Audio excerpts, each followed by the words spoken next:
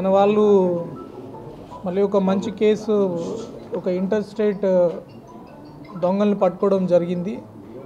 ఈ నలుగురు దొంగలు కూడా రాజస్థాన్, ఆగ్రా ఈ బార్డర్లో నుంచి ఈ ఇంటర్ స్టేట్ గ్యాంగ్ని పట్టుకోవడం జరిగింది. వీళ్ళ మీద ప్రీవియస్లీ కూడా చాలా ఎక్కువ కేసులు ఉన్నాయి. ఆర్మ్స్ యాక్ట్ కేసు ఉన్నాయి, మర్డర్ కేసు ఉన్నాయి, అటెంప్ట్ టు మర్డర్ కేసులు ఉన్నాయి. సో చాలా కరడు మోపిన దొంగల్లాగా అనుకోవచ్చు.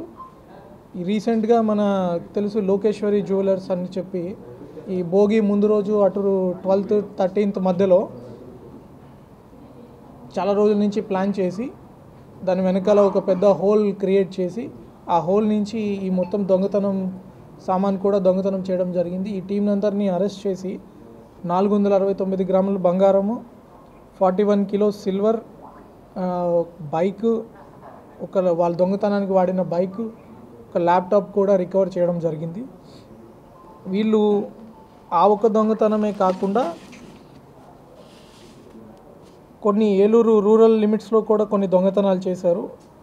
ఒక అటెంప్ట్ కూడా చేసి ఫెయిల్ అయింది. ఇది కాకుండా దీనికి ముందు 2022లో కూడా ఒక 3 దొంగతనాలు చేశారు వీళ్ళు. టోటల్ 8 కేసెస్ వీళ్ళని పట్టుకోవడం వల్ల మనకి డిటెక్ట్ అయ్యాయి.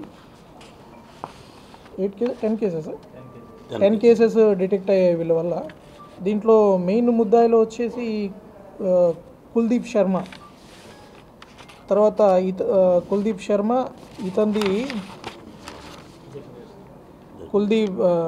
కుల్దీప్ శర్మ బిదోలి విలేజ్. తర్వాత రాజేష్ కుష్వాహా, ఇతంది అలియాస్ టీ2. వీడు ఇక్కడ ఏలూరులో ఉంటాడు. వీడు కూడా ఒక మాస్టర్ మైండ్. ఇలా చూసి బంగారు దగ్గర పనిచేస్తుంటాడు. బంగారు షాపుల్లో కరిగించి అట్లా ఇట్లా ఎక్కడ బంగారం ఉంటుంది, ఎవరి దగ్గర కొట్టేయచ్చు, అట్లా కొంచెం మాస్టర్ మైండ్ పర్సన్ ఇక్కడ ఏలూరులో ఉంటూ ఈ బయట నుంచి ఈ గ్యాంగ్స్కి సహకారం అందించి ఈ ఆపరేషన్ చేయించారు. ఈ మనోజ్ కుమార్, ఇతంది ధోల్పూర్ డిస్ట్రిక్ట్ రాజస్థాన్. కుల్దీప్ శర్మ బిదోలి విలేజ్ ఉత్తరప్రదేశ్. ఇతంది మహేందర్ సింగ్ ఆగ్రా డిస్ట్రిక్ట్ ఉత్తరప్రదేశ్. ఇంకొక మైనర్ ఉన్నారు, we're not disclosing his name. So వీళ్ళందరూ కలిసి ఎప్పటి నుంచి జైళ్ళల్లో పరిచయం వాళ్ళకి, కొంతమంది చిన్నప్పుడు స్నేహితులు, ఈ చెడు అలవాట్లకి పాల్పడి ఈ టీ2 అనేవాడి సహాయంతో ఎప్పటి నుంచో ప్లాన్ చేసుకుంటున్నారు. మధ్యలో వేరే కేసుల్లో వాళ్ళు జైల్లో ఉండడం వల్ల వాళ్ళ ప్లాన్ ఎగ్జిక్యూట్ చేయలేకపోయారు. డిసెంబర్ నుంచి వచ్చి ఒకసారి రెక్కీ చేసుకొని మళ్ళీ ఈ 4 దొంగతనాలు చేయడము, దాంతోపాటు పెద్ద దొంగతనంగా ఈ లోకేశ్వరి జ్యువెలర్స్లో ఎంచుకొని, ఆ ప్లేస్ అయితే బాగా దూరంగా ఉంటుంది, వెనక వైపు నుంచి వాళ్ళు పెద్ద హోల్ పెట్టినా కూడా ఎవరు కనిపెట్టలేరు అన్న ఉద్దేశంతో ఒక 2-3 డేస్ దాన్ని తెలివిగా హోల్ చేసి షాప్లో ఉన్న వాళ్ళు ఉన్నట్లే ఉన్నారు. డైలీ వాళ్ళు షాప్లో వెళ్తున్నారు, కానీ వాళ్ళు నోటీస్ చేయలేకుండా వీళ్ళు స్లోగా వర్క్ చేసి డిగ్ చేసుకొని 1 fine day they removed it. మన టీం కూడా చాలా చక్కగా పనిచేసి ఏలూరు డిఎస్పి గారి నేతృత్వంలో మన CI CCS Rajasekhar, CI Nidamarru Ganapavaram, మన CI Adiprasad, CI Eluru 1 town, మన ఎస్ఐస్ మదీనా భాష, తర్వాత మొత్తం టీం కూడా ఎస్ఐ సూర్యభగవాన్, మోహన్ కృష్ణ, పిసి నాగార్జునలు, నాగరాజు, రాధాకృష్ణ, అప్పన్న, లావణ్య కుమార్, శేషుకుమార్, యశ్వంత్ కుమార్, సురేష్ కుమార్, రహుల్లా వెంకట్, సిసిఎస్ సిబ్బంది Sasidhar Raj Kumar, Mohammed Raj Ahmed, Lakshman, Ramakrishna, R Balaji, Sheikh Ashraf, Abdul Rahim, Mohammed Azhar Ali, finger prints SI గారు, ఐటీ కోర్ సిబ్బంది సత్యనారాయణ, రామకృష్ణ, గంగాధర్, యేసుబాబు, మ్యాట్రిక్స్ సిబ్బంది జిఎస్ఎస్ఎన్ వర్మ ముఖ్యంగా. సో మనం అర్థం చేసుకోవాలా, lot of team effort has gone.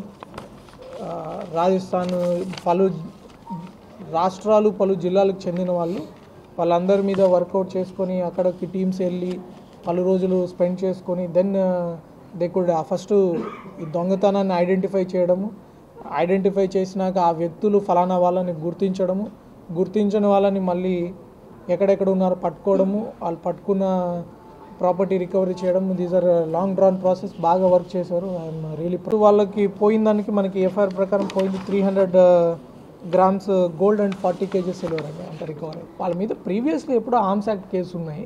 Chance ఉంటే ఉండేదేమో, but we didn't give so much chance. 302 case ఉంది, ఒక 307 కేసు ఉన్నాయి, కొన్ని ఆర్మ్స్ యాక్ట్ కేసు ఉన్నాయి.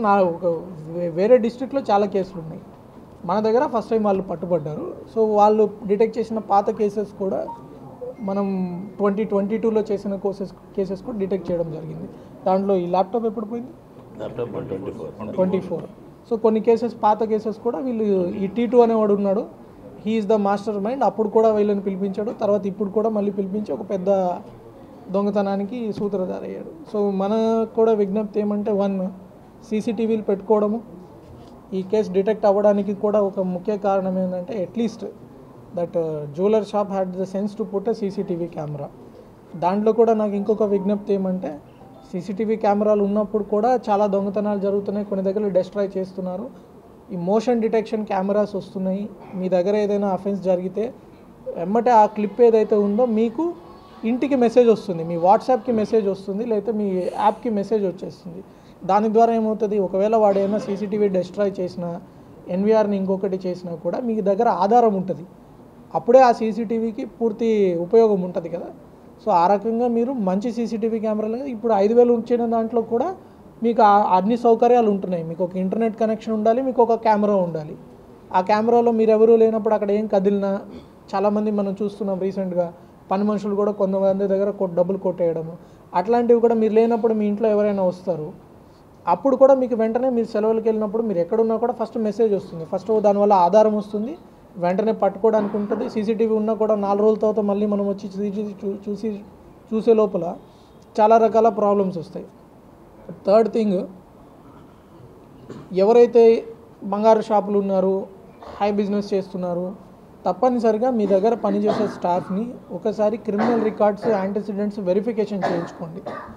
పలు జిల్లాల్లో, వేరే జిల్లాలో కావచ్చు, వేరే రాష్ట్రంలో కావచ్చు, వాళ్ళు కేసులు పెట్టుకొని అలాంటి వాళ్ళని మనం ఎంప్లాయ్ చేసుకుంటే పాము నుంచి పాలు పోసినట్లే కదా. అనవసరంగా వాళ్ళు ఇట్లాంటి పనులే చేస్తారు. ఎక్కడ దగ్గర చూసుంటారు గోల్డ్, ఆ మైండ్ సెట్లోనే కదా ఆ షాప్ని ఐడెంటిఫై చేయడము, ఆ షాప్కి వెనకాల నుంచి రంధ్రం చేస్తే ఏదైనా ఉపయోగం ఉండొచ్చు అని తెలుసుకోవడం.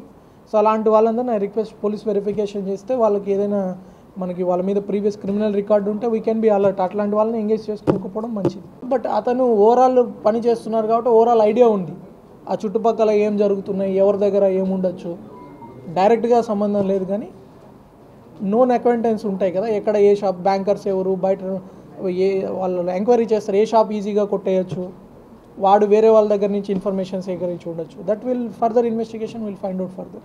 మరిన్ని వీడియోస్ కోసం ఛానల్ ని సబ్స్క్రైబ్ చేయండి. లేటెస్ట్ అప్డేట్స్ కోసం వాట్సాప్ ఛానల్ ని ఫాలో అవ్వండి. ఆ లింక్ డిస్క్రిప్షన్ లో ఉంది.